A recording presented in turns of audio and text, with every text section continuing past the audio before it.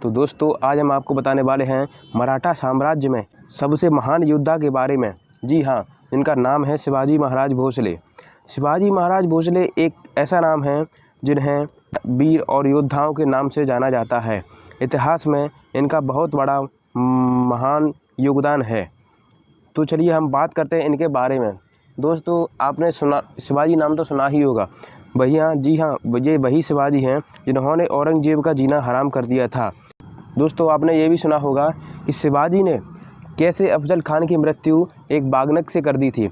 अब ये मृत्यु बागनक से अफजल खान की क्यों की थी, क्या आपको पता है? तो चलिए आज हम आपको विस्तार में बताने वाले हैं।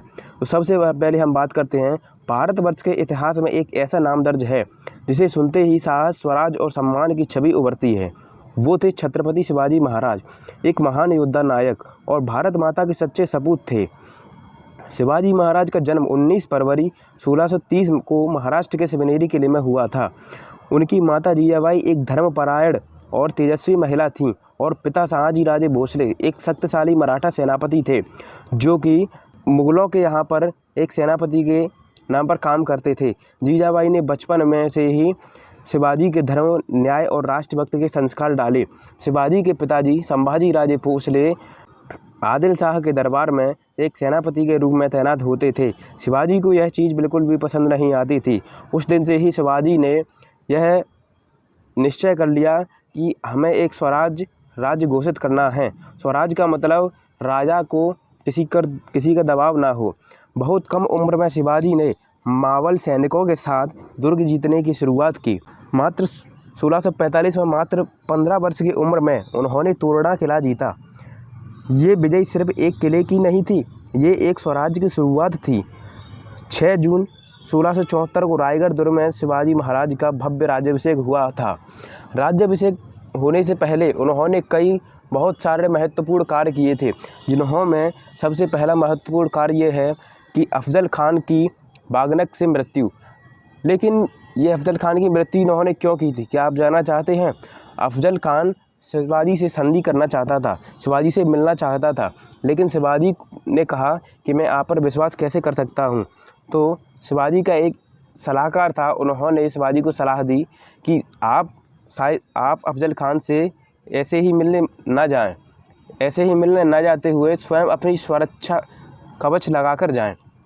शिवाजी ने अपने सलाहकार की बात मानकर अपने सुरक्षा कवच को लोहे के कपड़े और सर पर लोहे का मुकुट पहनकर अफजल खान से मिलने के लिए गए। जब वह अफजल खान से मिलने के लिए गए तो हुआ वही जो होना था। अफजल खान तो शिवाजी को मारने के लिए तैयार ही खड़ा हुआ था, लेकिन शिवाजी तो अपनी तैयारी फुल कर गए थे। अफजल खान शिवाजी से हाइट और कद में भी बड़े थे और उम्र में भी वह शिवाजी से बहुत बड़े थे, लेकिन शिवाजी से कहाँ जीतने वाले थे।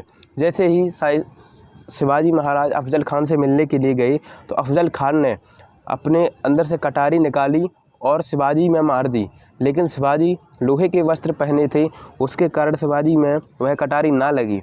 शिवाजी को यह पता चला तो शिवाजी हाथ में अपना बागनक पहन के गए थे। उन्होंने बागनक से तुरंत ही कुछ क्षणों में ही अफजल खान की मृत्यु कर दी। अफजल खान की मृत्यु के बाद औरंगजेब बहुत ही डर गया था। फिर उसने अपने मामा शाइस्ता खान को शिवाजी को मारने के लिए भेजा, लेकिन शाइस्ता खान शिवाजी को मारने के लिए पहुंचा तो उस समय शिवाजी अपने महल में नहीं रुका करते थे, क्योंकि वो तो जंगलों में, पहाड़ियों में छुपते छुपाते भागते फिरते और सेना बनाकर किलों को, दुर्ग को जीतते हुए फिरते थे। तो शिवाजी के ना मिलने की उपस्थिति में शाइस्ता खान ने सोचा कि क्यों ना मैं बरसाती कुछ दिन अपने यहाँ आगरा के फोर्ट में बिता लूँ। तो शाइस्ता खान वहाँ दुर्ग में अपना समय बिताने लगा। तो शिवाजी को यह पता लगता है कि शाइस्ता खान वहाँ के कहीं पास के दुर्ग में हैं। तो शिवाजी जल्द ही अपनी सेना को लेकर के दुर्ग में पहुँच जाते हैं और शाइस्ता खान को बुरी तरह से मारते हैं और उसकी उंगलियां काट देते हैं।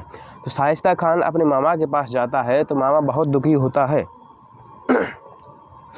शाइस्ता खान जब औरंगजेब के पास जाता है तो औरंगजेब बहुत दुखी होता है। तो शिवाजी महाराज ऐसे ही जीतते गए तो लोग उन स्वराज में उनकी भय का डंका पूजने लगा। तो 6 जून 1674 को रायगढ़ दुर्ग में शिवाजी महाराज का भव्य राज्याभिषेक हुआ। उन्हें छत्रपति की उपाधि दी गई। यह स्वराज की स्थापना का ऐतिहासिक क्षण था। उनका राज्याभिषेक करने वाले काशी के एक पंडित जगन्नाथ नामक पंडित थे। उन्होंने उनका राज्याभिषेक करवाया था। शिवाजी महाराज ने गनमी कावा यागिरी गोरिल्ला युद्ध की नीति को अपनाया। गोरिल्ला युद्ध नीति मतलब इसका मतलब ये होता है कि जल्दी से जाओ, लूट पाट करके लोगों को मार पीट कर और अपने घर को आओ। अफजल खान के वध के उनकी चतुराई और रणनीति को सिद्ध कर दिया।